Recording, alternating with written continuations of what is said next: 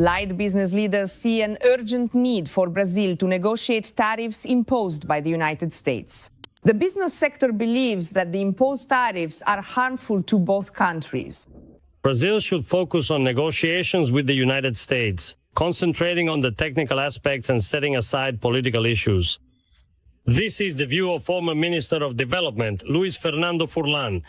According to him, the discussions need to include the necessity of reaching an agreement in order to avoid harm to both sides. On our side, we want to focus on technical areas and foreign trade, as well as those that directly impact companies. This political debate, to make a rough comparison, is like two fighting cocks in a ring. It doesn't build anything. What we want is to ensure that the economies keep moving forward, that there are no inflationary effects and also no disruptions to production chains, either on the American or Brazilian side. I'd like to point out that more than 400 American companies out of the 500 listed in Fortune magazine have investments in Brazil. There is still an expectation that the United States might reverse this decision, just as President Donald Trump has done before when he announced heavy tariffs for several countries.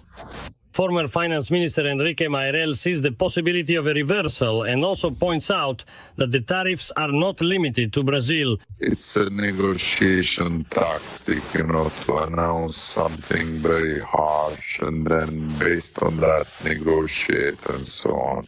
The American government is doing this in various situations. It's also worth noting that the 1st of August date is not a date used specifically for Brazil for this, let's say, heavy tariff on Brazilian exports. But it's used. It's the date that applies to Europe, to China, to Asia, and so on. The former ministers see a risk of collapse in the production chains due to possible supply disruptions, which could cause losses for companies and consumers in both countries because of the inflationary risk